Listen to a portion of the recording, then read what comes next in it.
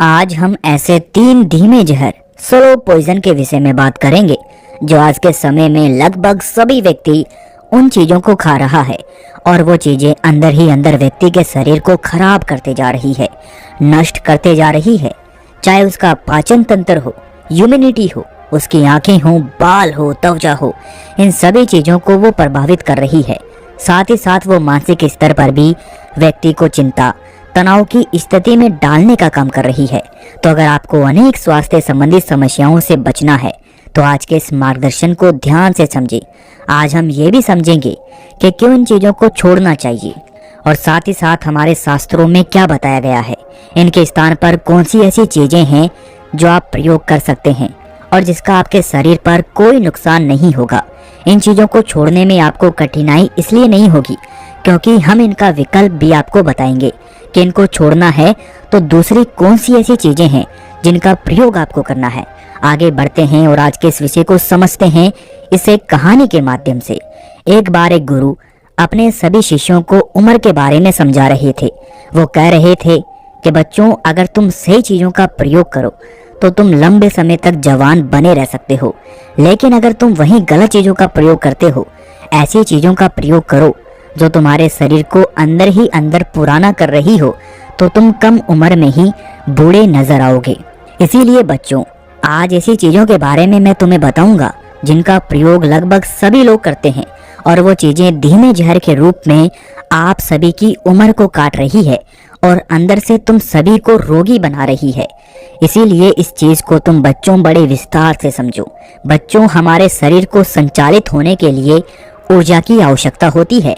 ये ऊर्जा हमें ग्लूकोज से प्राप्त होती है, तो ग्लूकोज हमारे शरीर के लिए अच्छा है, लेकिन यहाँ पर यह समझना होगा कि किस माध्यम से हमें वो ग्लूकोज प्राप्त हो रहा है, कितनी मात्रा में हमें वो लेना है और क्या उसकी गुणवत्ता है। कहीं उसमें केमिकल तो नहीं है। अगर केमिकल उसमें इतने अधिक मिले हुए हैं कि वो हमारे शरीर को नष्ट कर रहे हैं तो उनको तत्काल ही छोड़ना पड़ेगा। यहाँ पर जो हमारा पहला धीमा जहर है वो है चीनी। बच्चों, चीनी आपको पता नहीं है कि कितनी अधिक नुकसान पहुंचाने वाली चीज है। आप उसे खाते रहते हैं, बाजार में गए, मिठाइयाँ ले ली, बहुत सारी कोल्ड ड्रिंक्स आप पीते रहते हैं, बहुत सारे ऐसे खाद्य पदार्थ, केक, पेस्ट्री आदि आप खाते रहते हैं। इनमें कितनी अधिक चीनी है।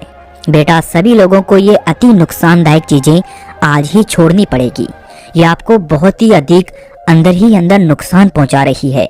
आपको आज पता नहीं चलेगा, लेकिन एक समय के बाद जब आपको इनके दुष्प्रभाव देखने को मिलेंगे तब आपको दिखेगा कि कितना नुकसान हमें इन चीजों से हो गया है। बच्चों, हमारे शास्त्रों में गुड़ का बहुत अधिक महत्व बताया गया है। गुड़ में बहुत सारे पोषक तत्व होते हैं, उससे आपके शरीर पर अच्छे प्रभाव बढ़ते हैं। बहुत एंजाइम एंजाइम होते हैं। भोजन करने के बाद भी अगर आप थोड़ा सा गुड़ ले लेते हैं तो ये आपके पाचन तंत्र को दुरुस्त करता है। जब आप गुड़ खाते हैं तो उस समय गुड़ के साथ जो आपकी लार जाती है वो भी पाचन को बहुत अच्छा करती है, मजबूत बनाती है और इसमें केमिकल की मात्रा बहुत कम होती है। और आपको ऐसे गुड़ भी मिल जाएंगे जिनमें कोई भी केमिकल बिल्कुल नहीं होता है। तो आपके लिए ये सबसे अच्छा होगा कि आप चीनी के स्थान पर गुड़ का इस्तेमाल करें। अगर गुड़ के अलावा और चीजें हम देखें तो शक्कर का प्रयोग किया जा सकता है। बिना मसाले वाली शक्कर का प्रयोग हम कर सकते हैं। तो अगर इस प्रकार की शक्कर आपको मिल जाती है तो वो भी आपके लिए अच्छी होगी। अगर आप चीनी से तुलना करें तो कैसी भी शक्कर हो, वो निश्चित रूप से चीनी से 1000 गुना बेहतर है। तो शक्कर का प्रयोग आपको करना है। तीसरे स्थान पर अगर बेटा हम बात करें तो खांड का प्रयोग भी आप कर सकते हैं। अब खांड में शक्कर से ज्यादा कुछ केमिकल डाले जाते हैं ताकि उसमें निखार आए, लेकिन वहाँ पर निखार के लिए ज्यादा प्रोसेस नहीं किया जाता है। अगर आप इसे खरीदने जाते हैं तो अगर खांड का रंग थोड़ा सा काला हो तो ऐसी खांड को आप ठीक समझे, क्योंकि काले रंग की खांड जो होती है वो सबसे बेहतर मानी जाती है। ऐसी खांड का प्रयोग आप कर सकते हैं। और अंत में अगर हम बात करें चीनी की, तो चीनी में तो बहुत हानिकारक केमिकल डाले जाते हैं। अनेकों प्रकार से उसे प्रोसेस किया जाता है, जिसकी वजह से उसमें कोई गुणवत्ता नहीं रहती है, उसमें कोई पोषक तत्व नहीं रहते हैं। उसमें केवल रहती है तो कैलोरी रहती है। कैलोरी के अलावा आपको उसमें कुछ भी नहीं मिलेगा। और एकदम से जब आप चीनी को खाते हैं तो एकदम से आपके शरीर में जो शुगर का लेवल होता है वो बढ़ना शुरू हो जाता है। जब एकदम से ये शुगर का लेवल बढ़ता है तो आपकी पैनक्रियाज उसी मात्रा में इंसुलिन का सिक्रेशन करती है। अब इंसुलिन की मात्रा एकदम से शरीर में बढ़ती है। फिर से आप मीठा खाते हैं तो ये फिर से बढ़ती जाती है। जब इस तरीके से बार बार इंसुलिन की मात्रा बहुत अधिक बढ़ती है तो इंसुलिन रेजिस्टेंस एक स्थिति बन जाती है, जिससे कि सेल्स जो है वो इंसुलिन को ग्रहण करना बंद कर देती है। बच्चों, इंसुलिन का क्या काम है? अगर आप इसको सीधे सरल शब्दों में समझें तो एक ताले को जिस तरीके से एक चाबी खोलती है, उसी तरीके से एक सेल को खोलने का काम इंसुलिन करता है। सेल को इंसुलिन खोलता है और वहां पर शुगर जो है वो प्रवेश कर जाती है और सेल शुगर का पाचन करके एक प्रक्रिया उसी की होती है, उसी से वो ऊर्जा बना लेता है। लेकिन जब इंसुलिन रेजिस्टेंस की स्थिति बन जाती है, ऐसी स्थिति में सेल जो होता है वो इंसुलिन से प्रभावित हो जाता है। यानी कि इंसुलिन शरीर में है लेकिन फिर भी सेल्स जो है वो इंसुलिन के प्रभाव से नहीं खुलती है। फिर क्या होता है, आपके रक्त में शुगर का लेवल बढ़ना शुरू हो जाता है, क्योंकि जो वो शुगर है वो सेल के अंदर जा ही नहीं रहा है। इस प्रकार की जब स्थिति बनती है तो ये बड़ी ही गंभीर स्थिति होती है और ये डायबिटीज की तरफ आपको लेकर जाता है। तो आपको इस बात को समझना होगा। यूं तो फलों में भी आपको शुगर मिलती है, लेकिन वो एक सही तरीके से मिलती है। उसके साथ में पोषक तत्व भी होते हैं, साथ ही साथ उसमें फाइबर भी होते हैं और एकदम से वो आपके रक्त में मिल करके इस प्रकार की स्थिति का निर्माण नहीं करती है। वो एक सही तरीका है। लेकिन जब आप ज्यादा मात्रा में चीनी का प्रयोग करते हैं तो बार बार शरीर में ये शुगर बढ़ती है और इससे इंसुलिन रेजिस्टेंस की स्थिति बन जाती है, जो कि बहुत ही हानिकारक है। और जब आप निरंतर मीठा खाते हैं तो मीठे का एडिक्शन शुरू हो जाता है। जिस तरीके से आपके मस्तिष्क पर किसी नशीले पदार्थ का प्रभाव पड़ता है, इस तरीके से मीठे का भी एडिक्शन हो जाता है। जब आप मीठी चीजें खाते हैं तो आपका जो डोपामाइन हार्मोन है वो तुरंत ही बढ़ जाता है और आपको अच्छा अनुभव होता है। लेकिन वो कुछ समय के लिए ही बढ़ता है, फिर से वो वापस नीचे आ जाता है। फिर से आपको क्रेविंग होती है और फिर से आपका मीठा खाने का मन करता है। अगर आप मीठा नहीं खाते हैं तो मानसिक स्तर पर आप कुछ बुरा अनुभव करते हैं, जिससे कि चिंता, तनाव की स्थिति, डिप्रेशन की स्थिति और अधिक बढ़ना शुरू हो जाती है। और अगर व्यक्ति बार बार मीठा खाता है तो वो ओबेसिटी की स्थिति में चला जाता है। यानी कि वो एक मीठे का एडिक्शन आपको मानसिक रूप से भी बीमार कर रहा है और आपको मोटापे की तरफ लेकर जा रहा है। और जब ये मोटापा बढ़ता है तो मधुमेह हो, चाहे हार्ट की समस्या हो, चाहे अन्य कोई विकार हो, ऐसी बहुत सारी समस्याएं आपके शरीर में बढ़ती है। यहाँ तक कि ओबेसिटी का संबंध कैंसर से भी होता है। अगर आपका बहुत ज़्यादा मोटापा बढ़ता जा रहा है तो आपके शरीर में एक स्वस्थ, एक फिट दिखने वाले व्यक्ति की अपेक्षा में कैंसर की संभावनाएं अधिक होती है। इसीलिए बच्चों, मैंने आपसे शुरुआत में ही कहा कि आपको चीनी को बिल्कुल बंद कर देना चाहिए। कोशिश करनी चाहिए कि धीरे धीरे आप इन चीज़ों को छोड़ते चले जाएं।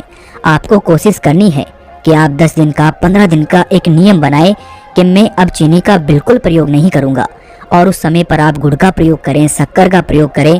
तो ऐसा अगर आप करते हैं तो आपको अच्छे लाभ प्राप्त होंगे और धीरे धीरे आप चीनी खाने की आदत को या चीनी से बनी हुई चीज़ों को खाने की आदत से बाहर निकल पाएंगे और आपको बहुत ही अच्छे स्वास्थ्य लाभ मिलेंगे। इसके आगे वो गुरु कहते हैं, दूसरे स्थान पर जो जहर तुल्य चीज है जो बहुत हानिकारक है वो है रिफाइंड ऑयल। रिफाइंड तेल की जब प्रोसेसिंग की जाती है तो मैं आपको बताता हूँ कि वो किस तरीके से जहर बन जाता है। रिफाइंड तेल को निकालने के लिए बीजों से एक प्रोडक्ट का प्रयोग किया जाता है जिसे कहा जाता है हैंजेने। जब इसको मिलाया जाता है, इसके माध्यम से बीजों से तेल को अलग किया जाता है, तो ये बहुत हानिकारक हो जाता है। ये विष का काम करता है। इससे सर दर्द, पेट खराब होना, वोमिटिंग होना, भारीपन, चक्कर आना, इम्यूनिटी का खराब हो जाना, इस तरीके के अनेक प्रभाव शरीर पर पड़ते हैं। तो इस हेक्सिन का प्रयोग किया जाता है तेल को निकालने के लिए, तेल को प्राप्त करने के लिए, और फिर इससे सुगंध और पोषक तत्वों को बाहर निकाल दिया जाता है। अगर आप रिफाइंड तेल को देखेंगे तो ये बिल्कुल एक पानी की तरह आपको दिखाई पड़ता है। इसमें कोई सुगंध नहीं होती है, इसमें आपको कोई भी स्वाद विशेष अनुभव नहीं होता है। इससे सब कुछ निकाल दिया गया होता है। इसको 250 डिग्री सेल्सियस से लेकर 400 डिग्री सेल्सियस तक गर्म किया जाता है। जब इसको इतना गर्म किया जाता है तो इसके सारे पोषक तत्व वो नष्ट होना शुरू हो जाते हैं और इस प्रकार से ये पानी जैसा एक तेल आपको प्राप्त हो जाता है। और रिसर्च ये कहती है कि जब आप तेल को बार बार गर्म करते हैं तो गर्म करने से इसमें इतनी सारी विषाक्त पैदा हो जाती है उसके सारे पोषक तत्व जो हैं वो बिल्कुल समाप्त हो जाते हैं और वो आपके लिए हानिकारक हो जाता है। यहाँ तक कि वो आपके डीएनए के लेवल तक आपको नुकसान पहुंचा सकता है। डीएनए के स्ट्रक्चर को भी वो डिस्टर्ब कर सकता है। ये इतना ज्यादा हानिकारक होता है। तो रिफाइंड तेल जो पहले ही बहुत ज्यादा पका हुआ होता है, घर पर लाकर आप फिर से उसे पकाते हैं और कहा जाता है कि तेल को 2 बार 3 बार गर्म करना उसे बहुत ही ज्यादा विषाक्त बना देता है। इसीलिए बच्चों, जो आप बाहर की चीज खाया करते हैं, फ्राइड चीज जैसे बाहर के प्रोडक्ट पकोड़े वगैरह खाते हैं, उनको एक ही तेल में बार बार गर्म किया जाता है। बार बार इन चीजों को तेल में डाला जाता है तो ये बहुत ही हानिकारक हो जाता है, क्योंकि तेल को बार बार गर्म करना ये बहुत ही ज्यादा नुकसानदायक है। तो जो ये रिफाइंड तेल है वो आपके लिए बिल्कुल भी ठीक नहीं है। ये चीज आपको बहुत ही ज्यादा नुकसान पहुंचाने वाली होती है। अगर आप कुछ ऐसा खाना खाना चाहते हैं तो आप घर पर ही सरसों के तेल का प्रयोग कर ही कुछ बना सकते हैं, तो उसको आप ग्रहण करें, वो बिल्कुल ठीक है, उसमें आपको ज्यादा समस्या नहीं है। लेकिन रिफाइंड तेल को बिल्कुल अपने जीवन से हटा ही दें। बाहर की चीज जो एक ही तेल से बार बार पके जा रही है, ऐसी चीजों को बिल्कुल हटा देना है। ये चीज कैंसर तक का कारण बन जाती है और बहुत सारी स्वास्थ्य संबंधी समस्याओं को पैदा करती है। इसके आगे वो गुरु कहते हैं, तीसरे स्थान पर जो जहर है वो है चाय।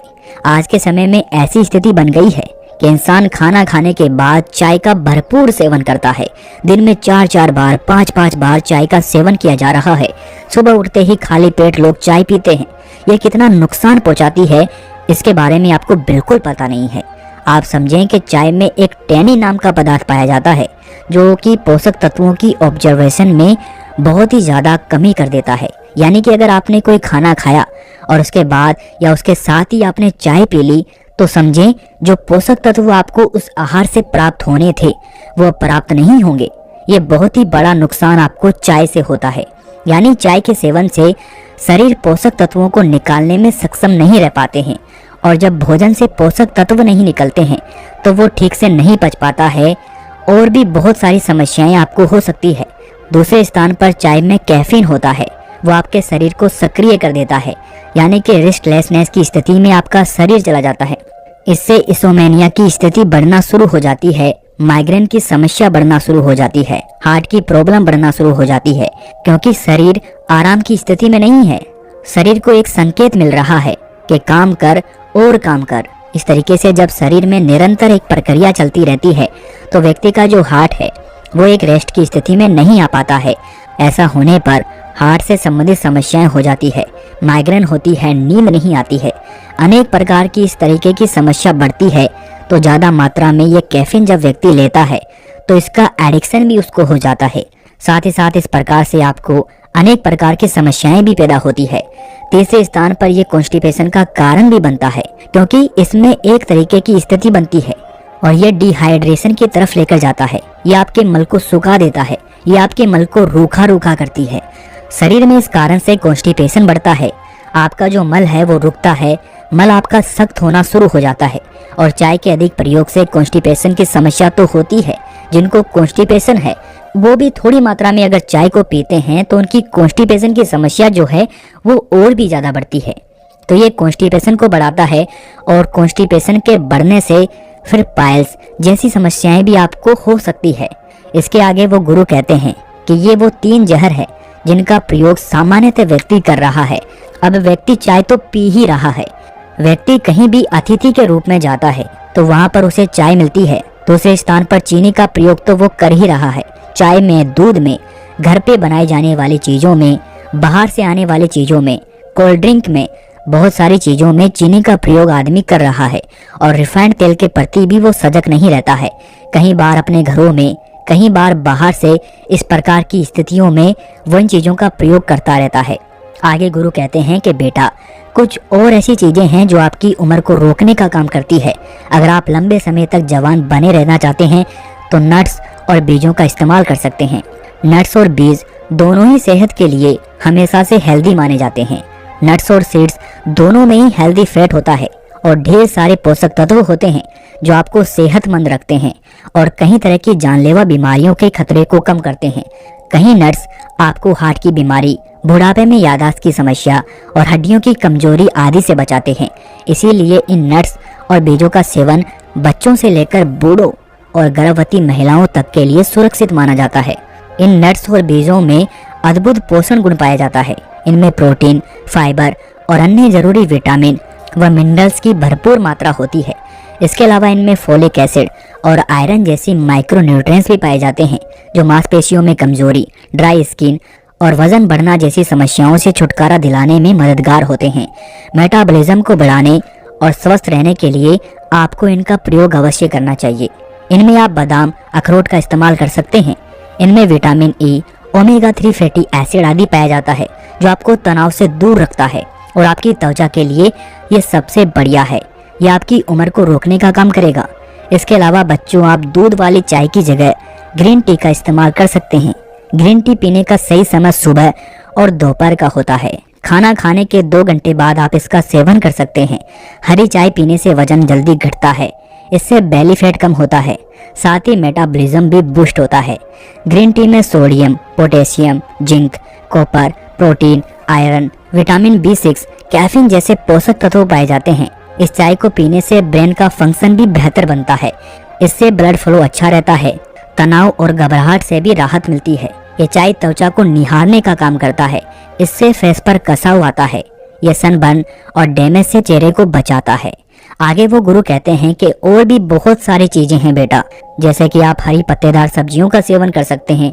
आप दही, टमाटर, हल्दी और बेरीज का प्रयोग कर सकते हैं। ये बढ़ती उम्र के संकेतों को कम करने का काम करेगी। आगे वो गुरु कहते हैं कि विकल्प के रूप में जो चीज सही है उसका प्रयोग करके देखें। सरसों के तेल का प्रयोग करें, गुड़ का प्रयोग करें, शक्कर का प्रयोग करें, खांड का प्रयोग करें और जो दूध की चाय है उसको छोड़कर आयुर्वेदिक पेय का इस्तेमाल आप करें। आप उसका प्रयोग करें। इन चीज़ों का अगर आप प्रयोग करते हैं तो आप देखेंगे कि ये बहुत ही बड़े बदलाव आपके स्वास्थ्य में लेकर आएगा। तो ऐसे में आप बिल्कुल लापरवाही ना करें। आपका स्वास्थ्य ही आपके जीवन का आधार है।